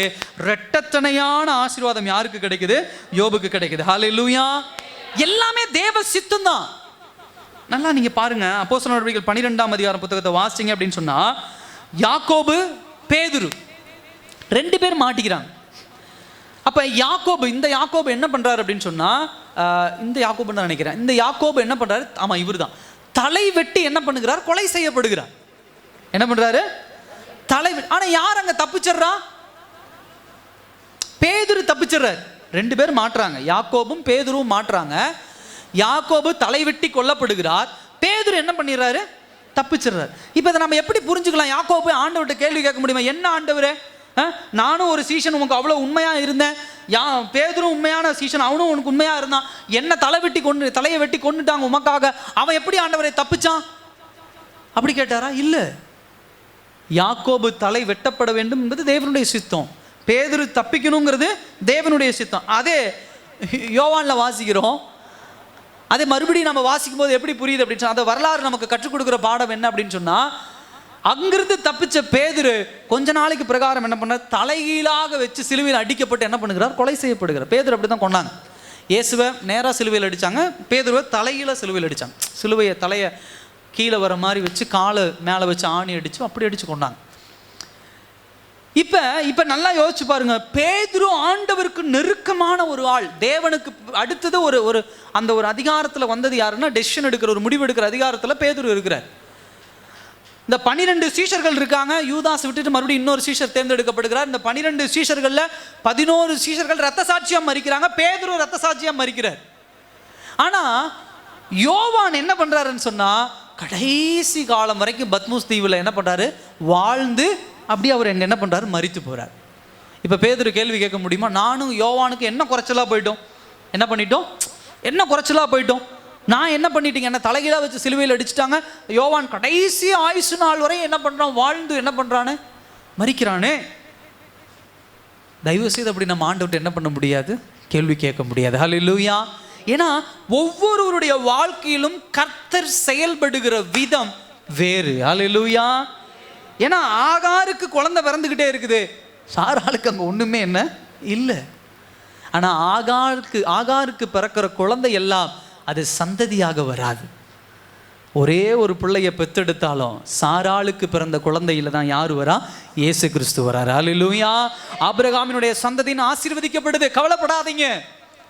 பாஸ்டர் என்ன சாபமா விட்டுக்கிட்டு இருக்கிறான், அவன் பக்கத்துல நிலம் வாங்குறான், அவன் வீடு கட்டுறான், அவன் அப்படி ஏறான், நானும் பாருங்க கடனை உடனே தேவையில்லை.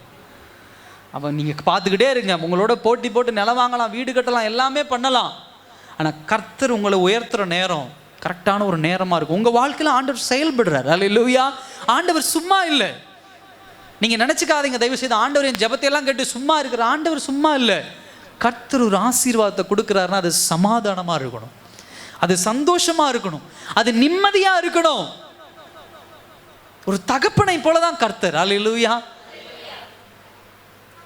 ஒரு பெற்றோர், நல்லா கவனிங்க, ஒரு பெற்றோர் இருக்காங்கன்னா அந்த பிள்ளை இருக்கு அப்படின்னு சொன்னா அந்த பெற்றோருக்கும் அந்த பிள்ளைக்கும் உண்டான ஒரு பந்தம் இருக்குல்ல, அது ஒரு அழகான ஒரு பந்தம்.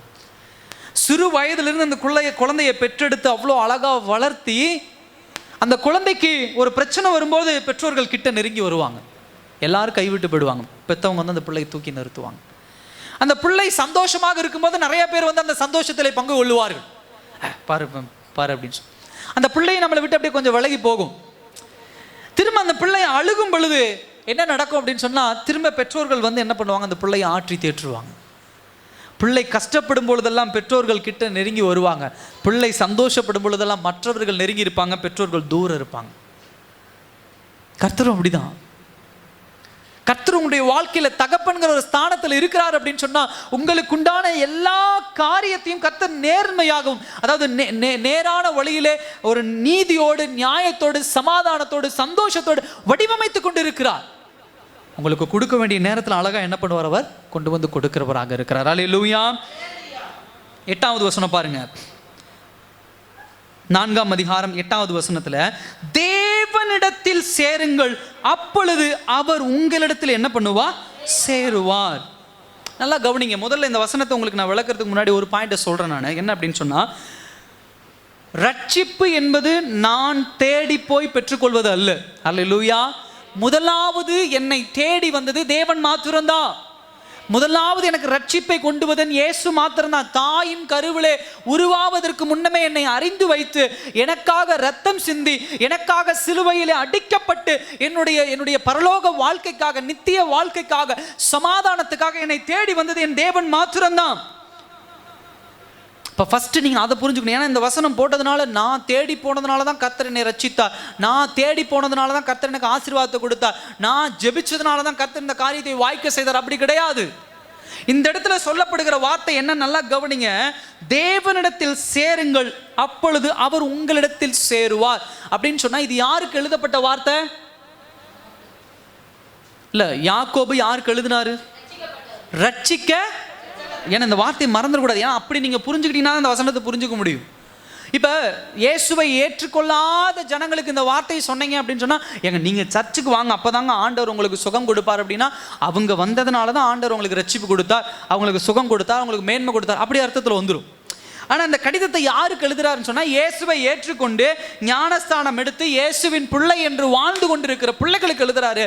தேவனிடத்தில் என்ன பண்ணுங்க, நீங்கள் சேருங்க, அப்பொழுது அவர் என்ன பண்ணுவார், அப்பொழுது அவர் உங்களிடத்தில் சேருவார்.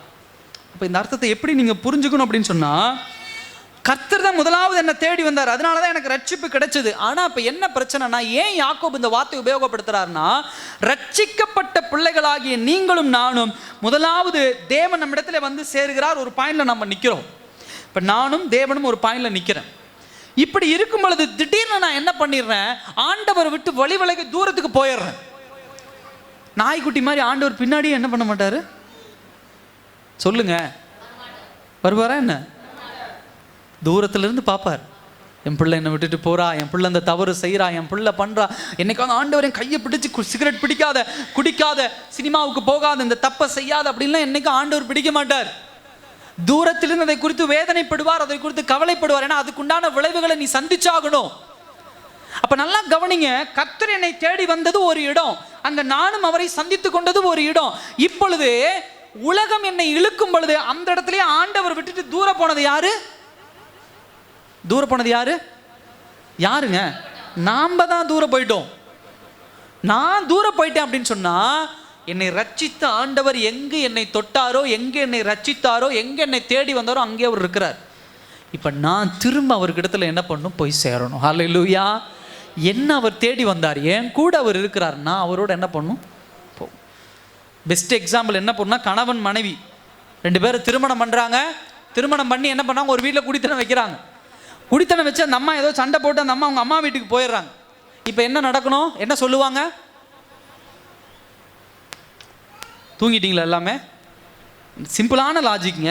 கணவன் மனைவி கல்யாணம் பண்ணியிருக்காங்க, 2 பேத்துக்குள்ள கணவன் மனைவிக்குள்ள சண்டை வருது. மோஸ்ட்லி கணவர் வீட்டை விட்டு வெளியே போக மாட்டார்.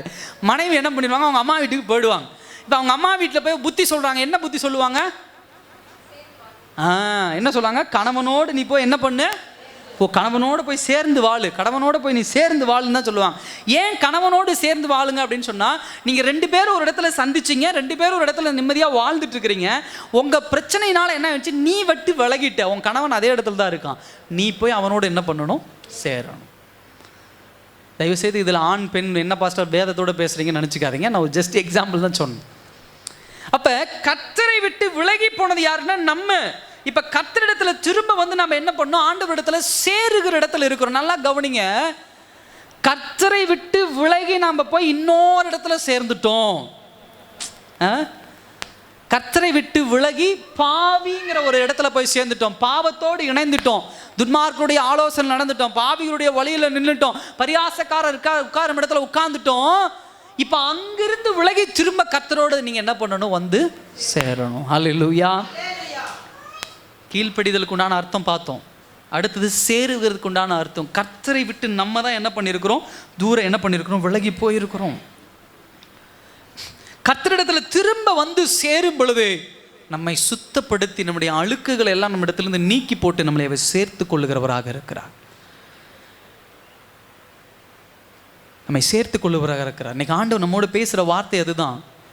கர்த்தர் உங்களை எங்கே ரட்சித்தார், கர்த்தர் உங்களை எங்கே தொட்டார், கர்த்தர் எங்கே உங்களுக்கு ஆசீர்வாதம் கொடுத்தார், அந்த இடத்தை விட்டு நீங்கள் ரொம்ப தூரம் போயிட்டீங்க. ஏன் அந்த இடத்தை விட்டு போனீங்க?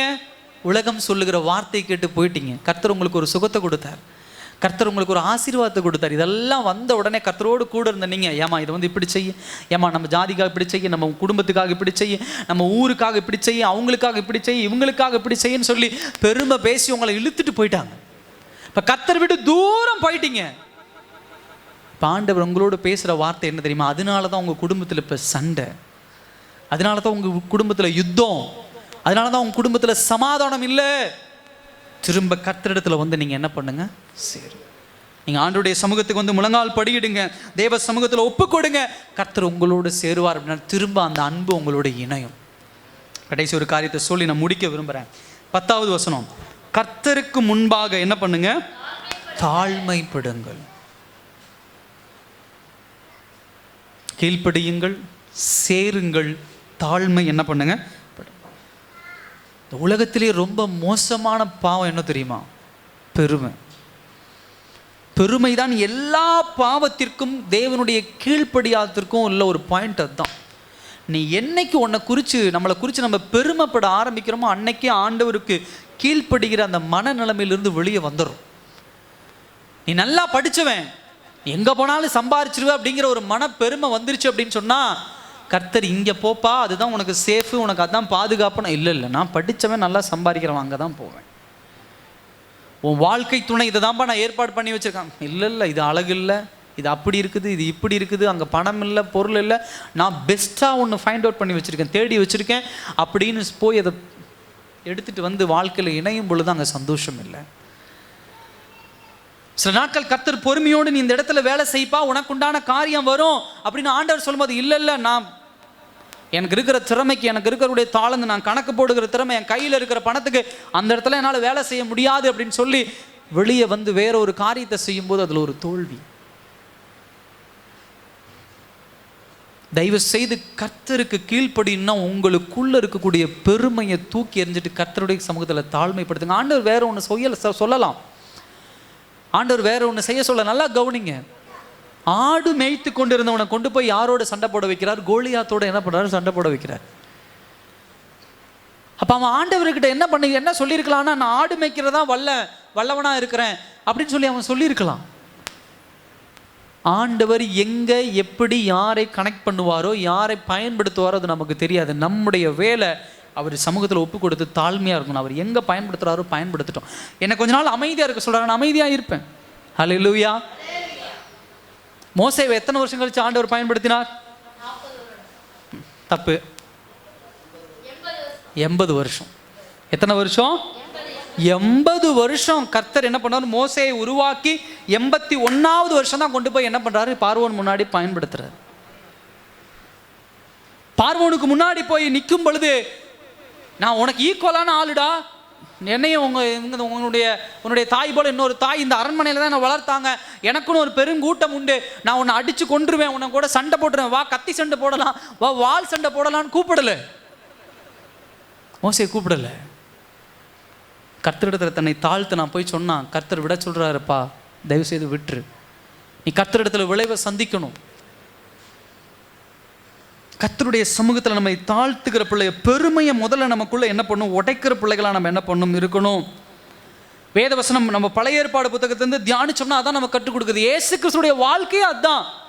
பிலிப்பியர் 2ஆம் அதிகாரம் 7ஆம் வசனம் 8ஆம் வசனம் 9ஆம் வசனத்தில் வாசிங்கன்னா, அவர் தன்னைத்தானே வெறுத்து அடிமையின் ரூபம் எடுத்து தரித்திரனாய் உலகத்திற்கு வந்தார். அல்லேலூயா. ஜஸ்ட் திங்க் அபவுட், அது கொஞ்சம் யோசிச்சு பாருங்க. கடவுள், ராஜா, எல்லாத்துக்கும் அதிபதி, எல்லாவற்றுக்கும் மேலானவர், அவர் எப்படி தன்னை தாழ்த்துகிறார்னா, எல்லாவற்றையும் அப்பா கிட்ட விட்டுட்டு சாதாரண ஒரு மரியாளுடைய வயிற்றில் குழந்தையா பிறந்து மாம்சத்தில் வந்து மாம்சத்தில் வேதனைகள் எல்லாம் அனுபவிச்சு, எங்கேயாவது இயேசு கிறிஸ்துவுக்குன்னு ஸ்பெஷலாக இந்த பூமியில் 33 வருஷத்தில் பெஸ்ட்டாக கிடைச்சதுன்னு சொல்லுங்க பார்க்கலாம் ஒரு விஷயத்த. அல்லேலூயா. உங்ககிட்ட தான் கேட்குறேன், சொல்லுங்க பாஸ்டர், நீங்கள் சொல்கிறது தப்பு. 33 வயசில் அவர் கடவுள்னால தான் அவருக்கு இந்த இடத்துல இது பெஸ்ட்டாக கிடைச்சிது, இது சூப்பராக அவருக்கு கிடைச்சது, சொல்லுங்க பார்க்கலாம். இருக்கா ஏதாவது? ஆனால் நிறைய விஷயம் சொல்லலாம். அவருக்கு கிடைச்சது எல்லாமே நம்மளை விட குறைவான காரியங்களில் தான் என்ன பண்ணுச்சு? இயேசு கிடைச்சது. என்னென்ன விஷயம் சொல்லலாம், சொல்லுங்க பார்க்கலாம். அவர் எங்கே பிறந்தார்? எங்கே படுக்க போட்டிருந்தாங்க அவரை? மாட்டு கொட்டகைக்குள்ள, இந்த வைக்கோலுக்குள்ளே தான் என்ன பண்ணாங்க? குழந்தைய போட்டிருந்தாங்க. யாரும் யோசித்து பார்க்க முடியாது. நான் ஏற்கனவே பிரசங்கம் பண்ணியிருக்கேன். என் மாட்டுக்கொட்டையில் என்ன இருக்கும்? எது? கொசு. இன்றைக்கெல்லாம் வீட்டில் பார்த்தீங்கன்னா 5 ரூமுக்கு இந்த அந்த பெட்டி இருக்குமே, அங்கெல்லாம் கொசு பற்றி சொறி வச்சுருக்கோம், துளி உண்டு. ஆனால் மாட்டுக்கொட்டையில் இருக்கக்கூடிய கொசு அவ்வளோ பெரிய கொசு. அந்த கொசு கட்டிக்குள்ளே தான் குழந்தை கிடக்குது. நம்மளாம் இன்றைக்கி அந்த மேட்டெல்லாம் போட்டு, அது என்னென்னமோ அந்த ஜிப்பெல்லாம் போட்டு குழந்தைய அப்படி பாதுகாக்கிறோம். கடவுள் அங்கே பிறக்கிறார். அங்கே பிறந்தது மாத்திரமில்லை, நைட்டோட நைட்டை தூக்கிட்டு ஓடுறாங்க. ஏறுவது கொலை செய்கிறான்னு என்ன பண்ணுறாங்க? எகிப்து தேச பார்டருக்கு என்ன பண்ணுறாங்க? ஓடி போகிறாங்க. அது மாத்திரம் இல்லை, கடைசியில் நம்ம பார்க்குறோம், மனுஷகுமாரன் தலை சாய்க்க கூட இடம் கிடையாது, தெருவாக நடந்து போகிறார். எங்கேயாவது போட்டிருக்கா 3 குதிரைகளை வைத்த ஒரு கேரவன் மாதிரி ஒரு வீடு கட்டி கொண்டார் இயேசு, அதிலே பயணப்பட்டு போனார்னு போட்டிருக்கா? இல்லை. கடைசியாக ஒன்று மேலே ஏறி போனார்னு பைபிளில் போட்டிருக்கு. எது மேலே? ஏன்னா இருக்கிறதுலே கழுதை தான் வந்து ரொம்ப அக்லியான, அதாவது ஒரு கேவலமாக பார்க்கக்கூடிய ஒரு விலங்கு யூதர்களுடைய கலாச்சாரம், யூத காலத்தில். அதில் உட்காந்து போனார் அந்த கழுதை மேலே. காரி துப்புனாங்க, அடித்தாங்க, சிலுவையில் அடிக்கும் பொழுது நிர்வாணப்படுத்தினாங்க. மாம்சத்தில் அந்த வலி இருக்குல்ல, அவர் உள்ளுக்குள்ளே இருக்கக்கூடிய ஸ்பிரிட், அவருடைய ஆவி வந்து ஒரு கடவுளுக்கு ஒப்பான ஆவியாக இருக்கலாம். ஆனால் மாம்சத்தினுடைய அந்த கஷ்டம் தெரியும். என்னுடைய நிர்வாணம் வெளிப்படுகிறது. எனக்கு கம்பியில் குத்தும்போது அந்த பெயின் எனக்கு தெரியும், அந்த வலி, ஊசி குத்துற வலி தெரியும். நான் என்னதான் பாடி பில்டிங் பண்ணியிருந்தாலும் ஒரு ஊசி போடும்போது அந்த வலியை தாங்க முடியாது. அந்த மாதிரி அவர் என்னதான் கடவுளாக இருந்தாலும் மாம்ச சரீரத்தில் ஊசி போடும் பொழுது, அந்த முள்கிரீடம் வைக்கும்போது, அந்த ஆணி அடிக்கும் போது எல்லாம் அந்த வலி தெரியும் அவருக்கு. எல்லாம் தன்னைத்தானே என்ன பண்ணார்? அவர் தாழ்த்த ஆரம்பித்தார். 4ஆம் அதிகாரம் 10ஆம் வசனத்தில் கர்த்தருக்கு முன்பாக. அல்லேலூயா. இந்த வார்த்தையை அண்டர்லைன் பண்ணுங்க, முன்பாக. ஆங்கிலத்தில் என்ன சொல்லப்படுதுன்னா பிரசன்ஸ் அப்படின்னு சொல்லு. என்னது? பிரசன்ஸ். அது தமிழ் அப்படியே லிட்டரலாக நம்ம அதாவது அப்படியே நம்ம ஸ்ட்ரெயிட்டாக டிரான்ஸ்லேட் பண்ணுறோம், மொழி மாற்றம்னா பிரசன்னம். கர்த்தருக்கு முன்பாக, கர்த்தருடைய பிரசன்னத்திற்கு முன்பாக தாழ்மைப்படுத்துகிற பிள்ளைகளாக என்ன பண்ணணும் இருக்கணும். எப்பயுமே தேவ சமூகத்துக்கு முன்னாடி எல்லா இடங்களிலும் தேவனுடைய பிரசன்னம் இருக்கிறது. எங்கெங்க தேவ பிரசன்னம் இருக்கிறதோ அங்கங்கெல்லாம் என்ன பண்ணும், தேவனுக்கு முன்னாடி நம்மளை தாழ்மைப்படுத்துறவர்களாக என்ன பண்ணும் இருக்கணும். சகோதர சகோதரி, எப்ப தேவனுக்கு முன்பாக நம்மை தாழ்த்துகிறோமோ அப்பொழுதுதான் நம்ம யாரு, கர்த்தர் யாருங்கிறது புரிஞ்சுக்க முடியும். தயவு செய்து கர்த்தருடைய பிரசன்னத்துக்கு முன்னாக முழங்கால் படிட்டு ஜெபிக்கிறது, முக்காடிட்டு ஜெபிக்கிறது, இதெல்லாம் தயவு செய்து உலகப்பூர்வமாக கொண்டு போகாதீங்க. கர்த்தருக்கு முன்னாடி இருக்கக்கூடிய அந்த பக்தி வைராக்கியத்தை உலகம் காட்டுகிற அந்த அடையாளத்துக்குள்ள கொண்டு போறாதீங்க. கர்த்தர் ஒவ்வொன்றுக்கும் ஒரு காரணத்தை வச்சிருக்கிறார். ஒவ்வொன்றுக்கும் ஒரு காரணத்தை வச்சிருக்கிறார். கர்த்தருடைய பிரசன்னத்துக்கு முன்னாங்க தாழ்மைப்படுத்தணும். கடந்த நாட்களில் ஒரு சின்ன ஒரு வீடியோ பார்த்தேன். ஒரு பாஸ்டரை தூக்கி என்ன பண்ணுறாங்க, எல்லாம் கொண்டாடுறாங்க. என்ன பண்ணுறாங்க, தூக்கி வச்சு கொண்டாடுறாங்க. அவர் என்னமோ பெரிய பிரசங்கம் பண்ணிட்டாராம், அவர் ஏதோ பெரிய பாட்டு பாடிட்டாராம், அவர் ஏதோ பெரிய பிரசங்கம் பெரிய ஏதோ பண்ணிட்டாராம். அவர் என்ன பண்ணுறாங்க, தூக்கி வச்சு என்ன பண்ணுறாங்க, மற்ற பாஸ்டர்ஸ் எல்லாம் தூக்கி வச்சு கொண்டாடுறாங்க. இன்னைக்கு உலகத்தில் எப்படி போயிட்டு இருக்கு அப்படின்னு சொன்னால், தேவனை மகிமைப்படுத்துவதை காட்டிலும் தேவனை பற்றி சொல்லுகிறவனை இன்னைக்கு மகிமைப்படுத்திட்டு இருக்கிறாங்க. அல்லேலூயா. ரொம்ப கவனமாக இருங்க. ஆண்டவர் சொன்னால் கேட்க மாட்டேன், வேத வசனம் சொன்னால் கேட்க மாட்டேன், மேய்ப்பன் சொன்னால். ஆனால் டிவியில் ஒரு பாஸ்டர் பைபிளை தூக்கிட்டு வந்தோம்னா அவர் சொன்னால் கேட்பேன். ஏன்? அவர் நல்லவர், அவர் சொன்னால் கரெக்டாக இருக்கும், அவர் சொன்னால் கேட்பேன். தயவு செய்து நீங்கள் அப்படிப்பட்ட போர்ட்ரேட்டுக்குள்ளே போகாதீங்க. அவர் என்ன பேசுகிறார், அவர் வசனத்தை வச்சு பேசுகிறார், அவர் பேசுறது சரியா, அவர் பேசுறது தவறா, அப்படி பாருங்க. கண்மூடித்தனமாக யாரோ ஒருத்தர் சொல்கிறாங்க, இப்போ டக்குன்னு என்ன பண்ணிடக்கூடாது, கணத்தில் விழுந்துடக்கூடாது. இன்னைக்கு உலகம் வேத வசனத்தையே பிசாசானவன் திரித்து அப்படி கொண்டு போய் கொண்டு இருக்கிறான். கர்த்தருடைய பிரசன்னத்துக்கு முன்பாக நம்ம என்ன பண்ணணும், தாழ்த்தணும். கடைசியாக ஒரு வசனத்தை வாசிங்க, நான் முடிக்க விரும்புகிறேன். யோபு புத்தகம் 42 அதிகாரம் 6 வசனத்தை வாசிங்க. யோபு 42:6.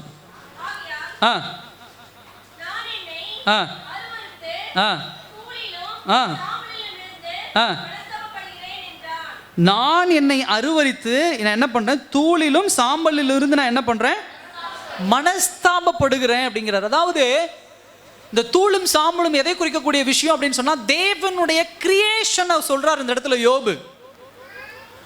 தேவன் எவ்வளவு பெரியவர், அவர் எப்படி படைத்திருக்கிறார், அவர் படைப்பை உணர்ந்து நான் எங்க இருந்தாலும் சரி நான் மனஸ்தாபப்படுறேன், நான் ரிப்பண்ட் ஆகிறேன், நான் மனம் திரும்புறேன்.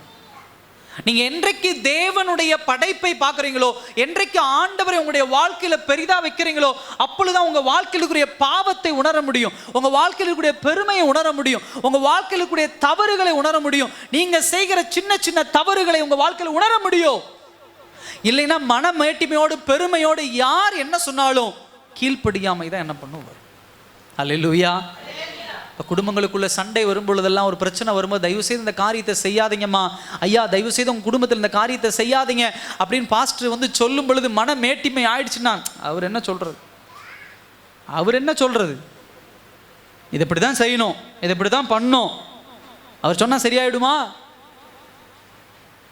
இது எங்க கொண்டு போகுதுன்னா, உங்களை தனிப்பட்ட மன மேட்டிமை அதிகாரம். நீங்க டெசிஷன் எடுக்கிறீங்க, நீங்க முடிவு எடுக்கிறீங்க. கர்த்தருடைய பிரசன்னம் எல்லா இன்சிடென்ட்டும் நல்லா கவனிங்க. எல்லா விஷயத்திலும் கர்த்தர் எங்கும் பிரசன்னமாக இருக்கிறார். அவருடைய பிரசன்னத்துக்கு முன்னாடி எல்லா விஷயத்திலும் தாழ்த்தணும். சாப்பிடும்போது தாழ்த்தணும், மற்றவரிடத்தில் பேசும்போது தாழ்த்தணும், தண்ணீர் குடிக்கும்போது தாழ்த்தணும், படிக்கும்போது தாழ்த்தணும், ஒரு அவார்ட் வாங்குறீங்க, ஒரு பரிசு வாங்குறீங்க, கர்த்தருக்கு முன்னாடி தாழ்த்தணும். உங்களை யாராவது பெருமை பேசுறாங்க, உடனே கர்த்தருக்கு முன்னாடி தாழ்த்துங்க. உள்ள உங்ககிட்ட நல்ல திறமை இருக்குதுன்னு உன்னை பெருமையா பேசுறாங்களா, உன்னை அப்படி தூக்கி வச்சு பேசுறாங்களா, கர்த்தருக்கு முன்னாடி அன்னைக்கே போய் உன்னை உடைச்சிரு. ஆண்டவர் என்ன ஒன்றும் இல்லை, ஆண்டவரே நீங்க தான் எல்லாமே, உடைச்சிருங்க. ஏன்னா அது உங்களை அப்படியே பூஸ்ட் பண்ணி அது ஒரு தீனி போட ஆரம்பிக்கும். அது தனியாக ஒரு உடம்பை வளர்த்துட்டு இருக்கும். அது ஒரு உடம்பை வளர்த்து உங்களுக்குள்ள அது ஒரு உருவமாக மாறி இந்த உருவம் அப்படியே காணாமல் போயிடும்.